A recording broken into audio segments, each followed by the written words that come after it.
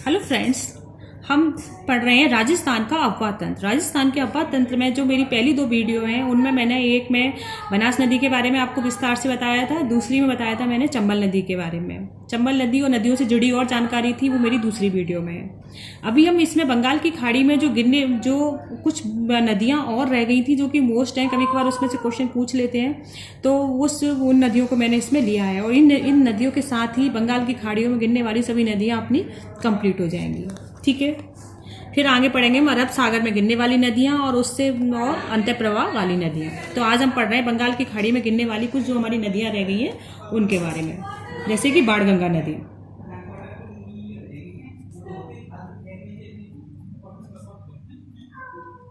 बाणगंगा नदी। अब बाणगंगा नदी के बारे में बात करें कि बाणगंगा नदी की लंबाई कितनी है, तो देखिए इसकी लंबाई है 380 किलोमीटर। ठीक है, बाणगंगा नदी की लंबाई कितनी, 380 किलोमीटर है। इसके उपनाम की बात करें तो इसे अर्जुन की गंगा कहा जाता है और ताला नदी कहा जाता है। क्या कहा जाता है? अर्जुन की गंगा और ताला नदी। ठीक है, अर्जुन की गंगा ताला नदी के नाम से किसे जाना जाता है? बाणगंगा नदी को। कभी ये आ जाए ताला नदी तो आप कंफ्यूज मत होना, ताला नदी क्या है? बाणगंगा नदी है। ठीक है, इसकी उद्गम के बारे में बात करें तो इसका उद्गम कहाँ से होता है? इसका उद्गम हो रहा है बैराठ की पहाड़ियों से। कहाँ से हो रहा है? बैराठ की पहाड़ियों से इसका उद्गम हो रहा है। बैराठ की पहाड़ियों से इसका उद्गम हो रहा है। ठीक है, बैराठ की पहाड़ियां कहाँ है? जयपुर में है। राजस्थान की दूसरी नदी है जो सीधा अपना जल यमुना में ले जाती है। पहली नदी कौन सी थी? वो चंबल थी। तो राजस्थान की दूसरी नदी जो सीधे अपना जल यमुना में ले जाती है, सीधे अपना जल यमुना में ले जाती है। कौन सी नदी है वो? बाणगंगा नदी। पहली नदी कौन सी थी? वो चंबल थी। ठीक है, जयपुर में बाणगंगा नदी पर रामगढ़ बांध बनाया गया है। कौन सा बांध बनाया गया है? रामगढ़ बांध। कहाँ बनाया गया है? जयपुर में। कौन सी नदी पर है? बाणगंगा नदी पर। और इसी रामगढ़ बांध पर जंबा माता का मंदिर बना हुआ है। जंबा माता का मंदिर बना हुआ है। कभी कभी ये आ जाता है मंदिर किसने बनवाया था, तो ये मंदिर बनवाया था कछवा वंश के संस्थापक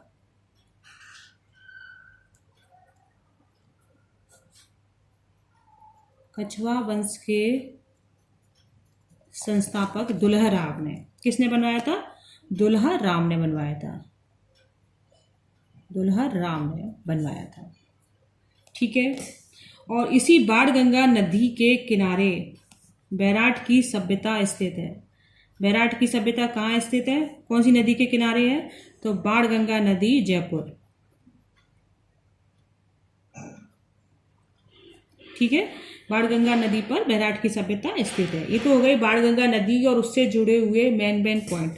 हाँ, ये और है बाणगंगा नदी कौन कौन से जिलों में से प्रभावित होती है। तो देखिए, बाणगंगा नदी को मैप के माध्यम से देख लेते हैं।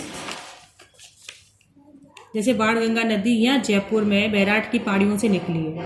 ठीक है, जयपुर से निकलकर ये नदी दौसा जाती है। ऊपर तो अलवर है। बैराठ की नदी जी दौसा के लिए दौसा से ये भरतपुर, और भरतपुर से ये यहाँ यमुना जी आ रही है। तो आगरा फतेहाबाद में ये यमुना नदी में अपना जल सीधे डाल देती है। यमुना में कहाँ मिलती है जी? आगरा के फतेहाबाद में। कौन कौन से जिलों में से निकलती है ये? जयपुर, दौसा, अलवर, जयपुर, दौसा और भरतपुर। कौन कौन सी है? जयपुर, दौसा और भरतपुर। और फतेहाबाद में जी अपना जल डाल देती है। तो ये है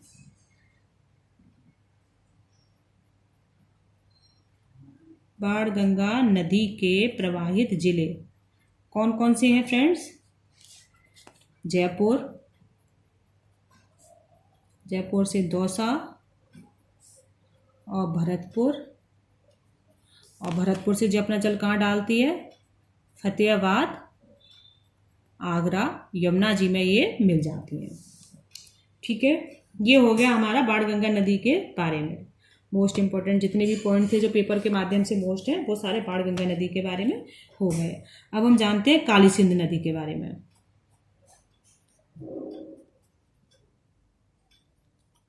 काली सिंध नदी के बारे में बस इतना ही है कि इसका उद्गम कहाँ से होता है। इसका उद्गम होता है इसका देवास,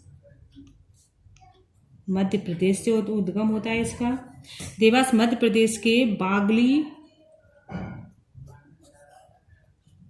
गांव की पहाड़ियों से। कहाँ से होता है? देवास मध्य प्रदेश के बागली गांव की पहाड़ियों से इसका उद्गम होता है और राजस्थान में ये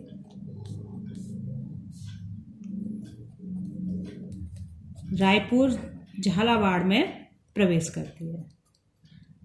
राजस्थान में कौन से जिले में पहले प्रवेश करती है? रायपुर, झालावाड़ में प्रवेश करती है। ठीक है, और नौनेरा, कोटा में ये चंबल नदी में मिल जाती है। ठीक है, चंबल नदी में कौन सी जगह मिल रही है? नौनेरा, कोटा में चंबल नदी में मिल जाती है। इसे हम ऐसे भी जान लेते हैं। देखिए, जो हमारी काली सिंध है, जो मध्य प्रदेश के जो देवास जिला है, देवास से ये हमारा झालावाड़ है, नीचे सबसे नीचे हाड़ौती में। झालावाड़ के जो रायपुर में, यहाँ इसमें से जी प्रवेश करती है और ये झालावाड़ से जो कोटा में, यहाँ नौनेरा है, नौनेरा में चंबल नदी में ये मिल जाती है। ठीक है, ये हो गया हमारा काली सिंध के बारे में। अब हम जानते हैं इसकी कोठारी नदी। इनके बारे में ज़्यादा विस्तार से नहीं है, बस यही है इसका उद्गम और जो भी मेन पॉइंट है बस मैंने वही लिए हैं। कोठारी नदी के उद्गम की बात करें तो इसका उद्गम होता है राजसमंद दिवेर से। राजसमंद दिवेर से इसका उद्गम होता है और कोठारी नदी पर मेजा बांध बना हुआ है। कौन सा बांध बना हुआ है? मेजा बांध। मेजा बांध बना हुआ है और मेजा बांध की जो पाल है, पाल को क्या बोलते हैं? ग्रीन माउंट बोलते हैं।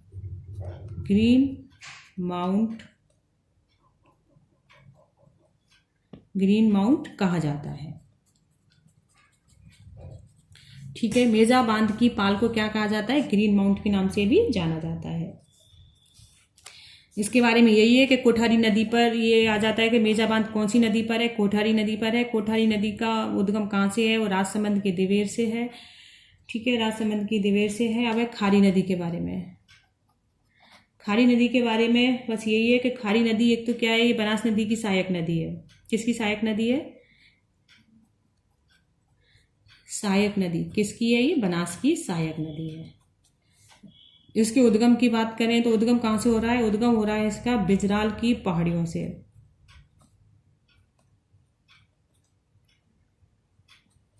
बिजराल की पहाड़ियां, राजसमंद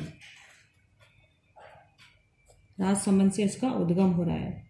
ठीक है, और ये राजसमंद से उद्गम होता है और ये देवली टोक में जाके, जब देवली टोक पहुंचती है तो वहाँ डाई, खारी और बनास में ये अपना जल वहाँ मिल जाती है। अभी कौन कौन सी जिले में प्रवाहित हो रही है वो देखिए आप।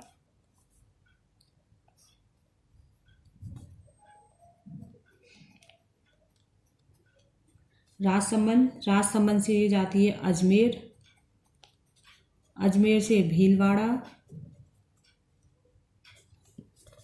भीलवाड़ा से देवली टोक, देवली टोक में ये बनास नदी में मिल जाती है। ठीक है, डाई, खारी और बनास नदी का संगम करते हुए बनास नदी में ये मिल जाती है। ये हो गया हमारा खारी नदी के बारे में। और हमारी पार्वती नदी के बारे में देखिए, मोस्ट इंपोर्टेंट पॉइंट कौन कौन से हैं। पार्वती नदी के बारे में बस यही है कि जो पार्वती नदी है इसका उद्गम कहाँ से होता है? इसका उद्गम होता है मध्य प्रदेश के देवास से। कहाँ से होता है? मध्य प्रदेश के देवास के सीहोर क्षेत्र से उसका उद्गम होता है। किससे होता है? सीहोर क्षेत्र से इसका उद्गम होता है और ये राजस्थान में करयाट बारां में प्रवेश करती है। कहाँ प्रवेश करती है? राजस्थान के करयाट बारां में राजस्थान में प्रवेश करती है। और कोटा के पालिया या पीलिया दोनों ही बोला जाता है इसमें, उसमें जाके चंबल में ये मिल जाती है। ठीक है, चंबल में ये मिल जाती है। जो हमारी पार्वती नदी है ये राजस्थान एमपी राज्य के बीच प्राकृतिक सीमा का भी सृजन करती है। इसी के साथ हमारी बंगाल की खाड़ी में गिरने वाली जो प्रमुख नदियां थी वो हमारी पूरी हो गई हैं। अब इससे आगे की वीडियो हम जानेंगे कि अरब सागर में गिरने वाली नदियां कौन सी हैं और अंतःप्रवाह वाली नदियां कौन सी हैं। धन्यवाद फ्रेंड्स। अगर आपको मेरी वीडियो पसंद आई हो तो प्लीज़ लाइक कीजिए, सब्सक्राइब कीजिए, मेरे चैनल को ज़्यादा से ज़्यादा शेयर कीजिए।